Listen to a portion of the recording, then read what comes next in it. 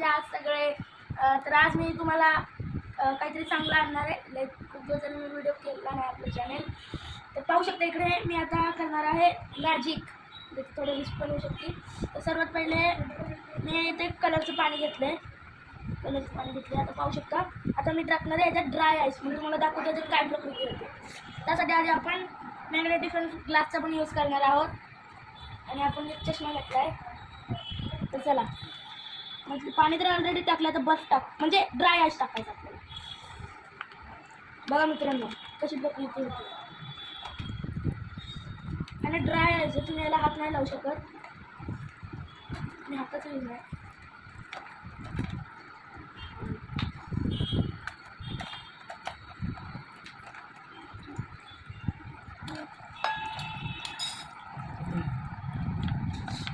बघा कशी प्रकृती होती.